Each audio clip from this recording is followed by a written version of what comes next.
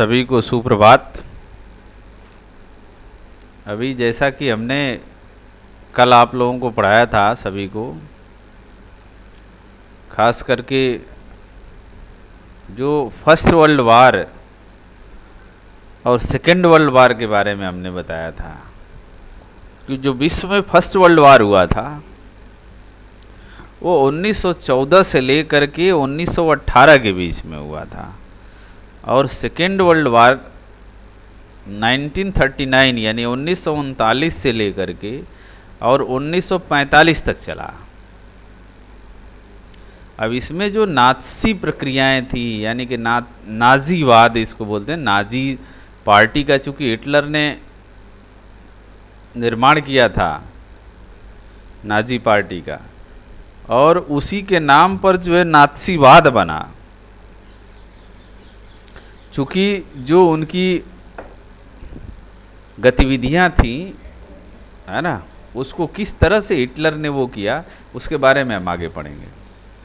अभी हमें देखना है कि जो फर्स्ट वर्ल्ड वार के बाद आर्थिक मंदी का दौर चला पूरे विश्व में, क्योंकि हर युद्ध के बाद आर्थिक मंदी का दौर आना निश्चित होता है, रोज़गार ठप हो जाते हैं, युवा वर्ग जो है वो सेनाओं में भर्ती हो जाता है, लड़ाई के लिए सीमाओं पर चले जाते हैं, अर्थव्यवस्था ऑटोमेटिक गिर जाती है। ये जर्मनी के साथ हुआ, और जर्मनी के साथ साथ ही नहीं, पूरे विश्व में आर्थिक मंदी का दौर था। उस चपेट में अमेरिका भी आ गया था, और अमेरिका मात्र इसलिए कि उसने इतने ज़्यादा कर्ज बांट दिए थे, दुनिया का सबसे बड़ा कर्जदाता देश था फर्स्ट वर्ल्ड वार के दौरान।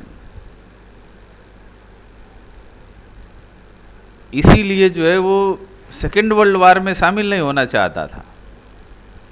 फर्स्ट वर्ल्ड वार की आर्थिक मंदी को झेल चुका था। वहाँ के लोग इसलिए नहीं बेरोजगार हो गए कि वहाँ रोजगार नहीं था। अमेरिका में इतना अधिक उत्पादन हो गया था, प्रोडक्शन हो गया था कि विश्व का कोई भी देश अमेरिकी सामानों को खरीदने के लिए तैयार नहीं था। लिहाजा उनकी जो मूल पूंजी थी, यानी कि जो उनका टर्नओवर था, वो मार्केट से वापस नहीं आ रहा था। लिहाजा फैक्ट्रियां बंद हो गई, कंपनियां बंद हो गई, लोग रोजगार हो गए। किताब में आपके लिखा 1924 से लेकर के 1928 तक जर्मनी में कुछ स्थिरता रही, लेकिन 1928 से लेकर 1929, 30, 31 तक स्थितियां बद से बदतर हो गई। Wall street exchange share market धराशायी हो गया, है ना। बड़ी तेजी के साथ शेयर मार्केट रातों रात जो है गिर गया। कीमतों में गिरावट की आशंका को देखते हुए धड़ाधड़ लोग शेयर बेचना चालू कर दिए। 24 अक्टूबर को केवल एक दिन में 1.3 करोड़ शेयर बेचे गए थे, और यह आर्थिक दौर जो है महामंदी का दौर था। 1929 से लेकर 1932 तक 3 सालों में अमेरिका की राष्ट्रीय आय केवल आधी रह गई थी, जो मैं अभी जिक्र कर रहा था आपसे। कारण उसका क्या था? फैक्ट्रियां बंद हो गई, निर्यात गिरता गया। निर्यात मतलब जो सामान दूसरे जगहों पे बेचते हैं, हालत खराब हो गई।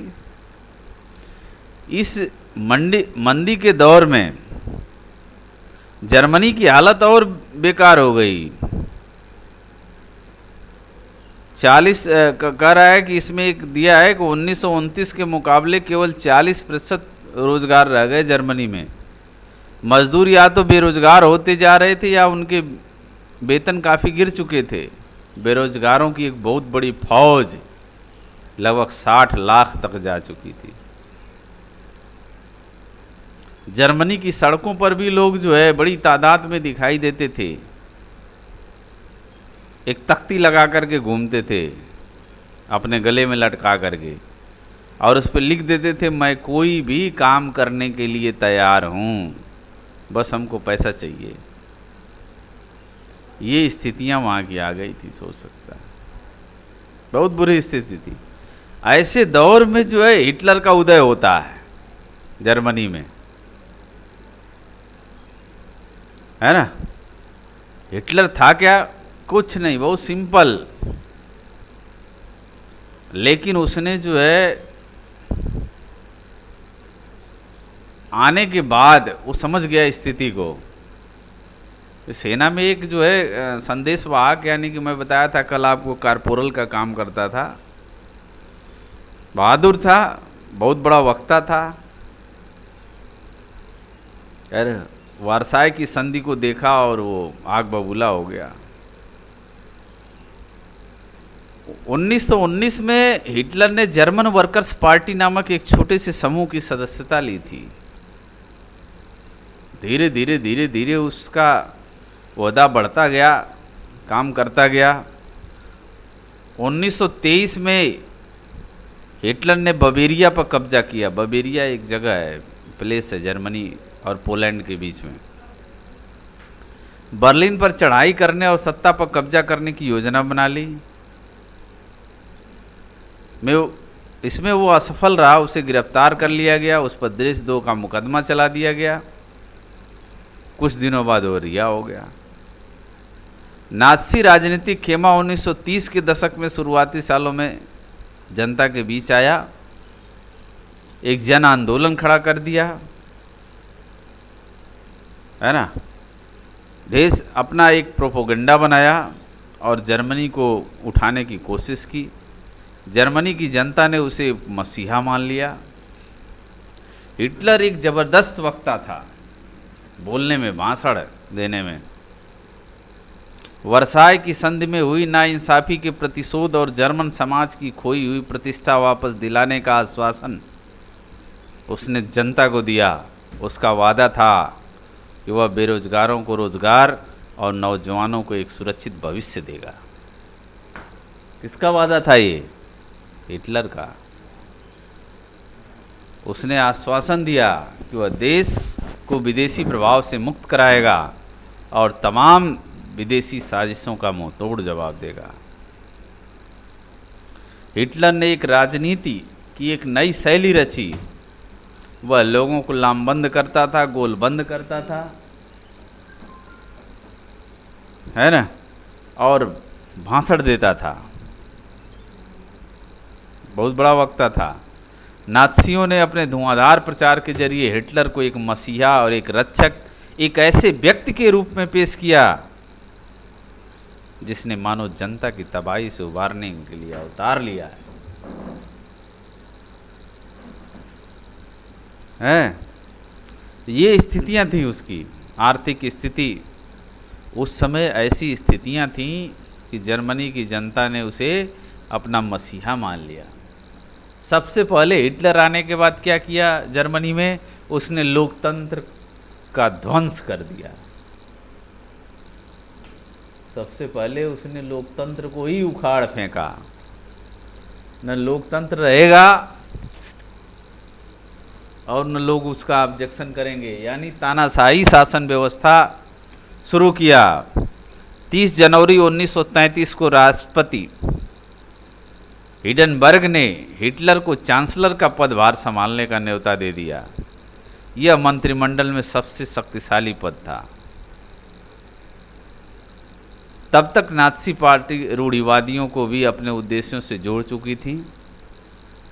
सत्ता हासिल करने के बाद हिटलर ने लोकतांत्रिक शासन की संरचना मतलब स्ट्रक्चर उसका और संस्थाओं को भंग करना शुरू कर दिया।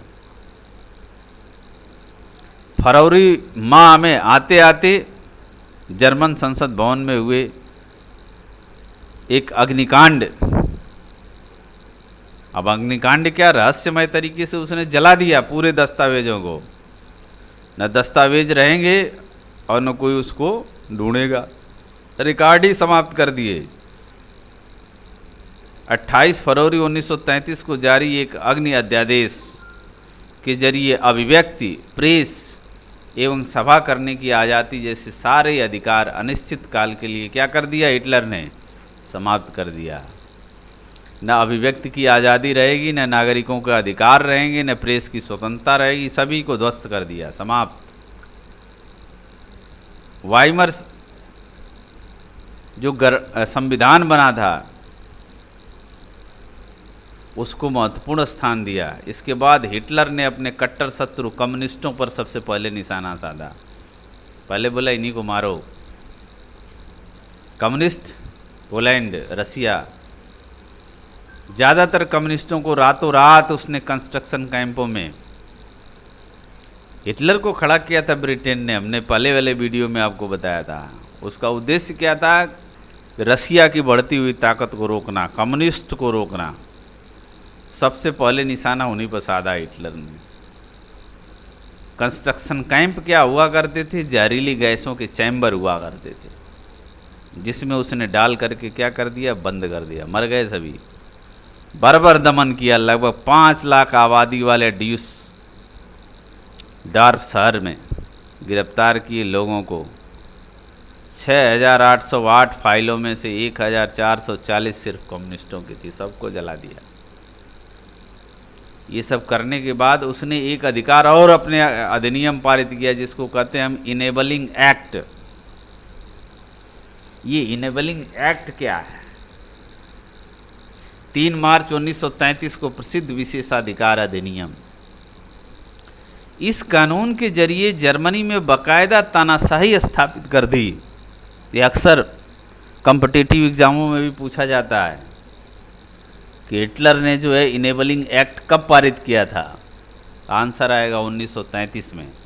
3 मार्च 1933 को जर्मनी में हिटलर ने इनेबलिंग एक्ट पारित किया। और इस कानून के जरिए क्या किया उसने? जर्मनी में तानाशाही शासन व्यवस्था स्थापित कर दिया। इस कानून ने हिटलर को संसद के हाशिए पर धकेलने और केवल अध्यादेशों के जरिए शासन चलाने का निरंकुश अधिकार प्रदान कर दिया। निरंकुश, बिना किसी अंकुश के। नाज़ी पार्टी और उसके जुड़े संगठनों के अलावा सभी राजनीतिक पार्टियां और ट्रेड यूनियनें बंद कर दी उसने। अर्थव्यवस्था, मीडिया, सेना और इवन न्यायपालिका पर राज्य का पूरा नियंत्रण स्थापित होगा। यानी कि पूर्ण रूप से जर्मनी में तानाशाही शासन व्यवस्था लागू कर दिया। फिर उसने अपना शुरू कर दिया। उसने ढेर सारे अपने गुप्तचर बना रखे थे, है ना। अपराध नियंत्रण पुलिस सब बना दिया, एकदम खूंखार प्रवृत्ति वाले। इतने ज़्यादा असंवैधानिक अधिकार भी लोगों को दे दिए, जिसको देखो मारो पीटो बंद करो,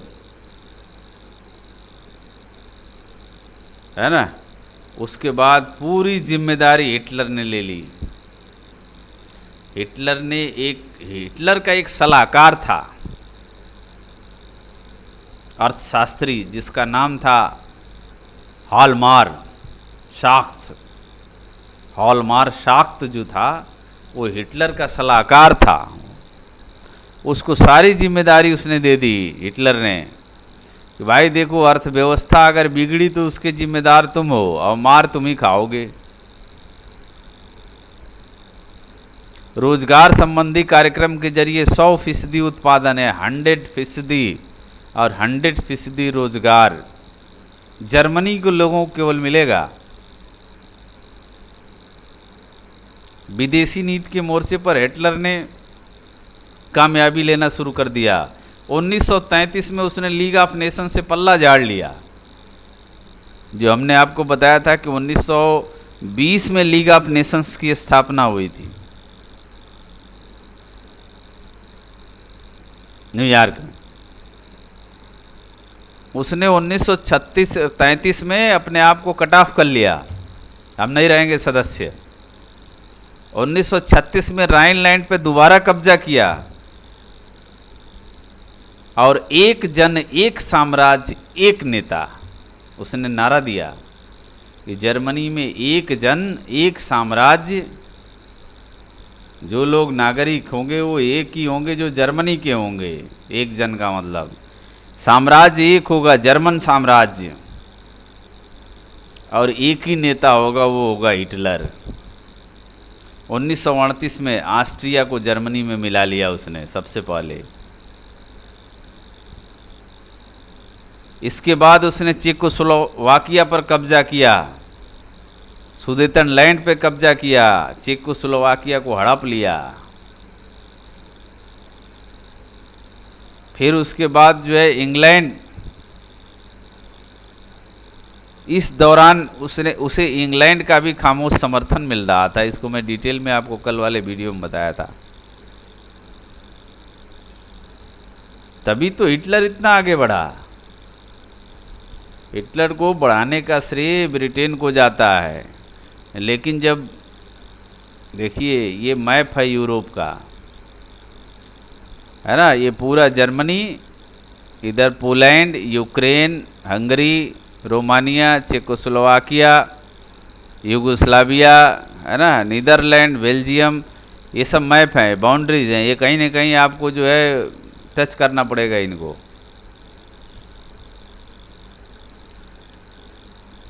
ठीक, और रुका नहीं हिटलर आगे बढ़ता रहा। 1900 सितंबर 1939 तक उसने पोलैंड पे हमला कर दिया। फ्रांस और इंग्लैंड के साथ भी उसका युद्ध शुरू हो गया। 1940 में जर्मनी ने इटली और जापान के साथ एक त्रिपक्षीय संधि की। इस संधि में अंतर्राष्ट्रीय समुदाय में हिटलर का दावा और मजबूत हो गया। यानी कि एक क्या बोल सकते हैं कि सेंट्रल पावर बन गया है जर्मनी, जापान और इटली। पूरब में जापान, फिर उधर इटली और जर्मनी। 1940 के अंत में हिटलर की ताकत अपने शिखर पर थी। 40 यानी कि सेकेंड वर्ल्ड वार चल रहा है। अब हिटलर ने अपने पूरा ध्यान जो है यूरोप को जीतने और दीर्घकालिक सपने पर केंद्रित कर दिया। लेकिन हिटलर जो एक सबसे बड़ी ऐतिहासिक भूल किया था, उसने सब कुछ किया। जून 1941 में उसने सोवियत संघ पे हमला किया। यह हिटलर की ऐतिहासिक भूल थी।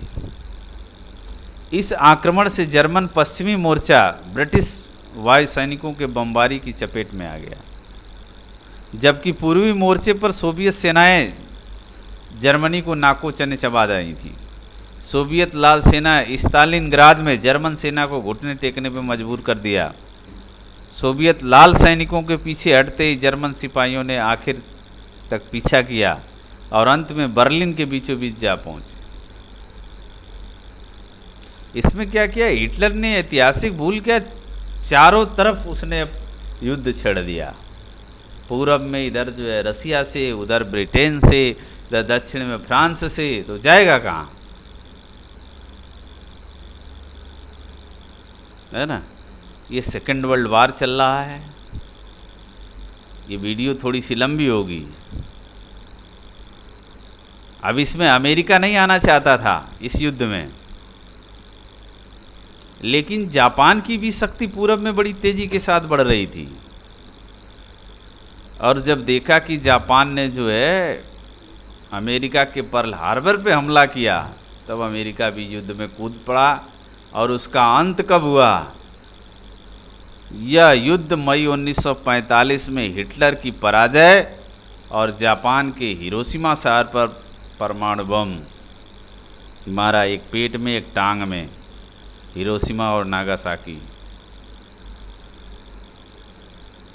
है ना, मारा और पूरा युद्ध ही समाप्त हो गया।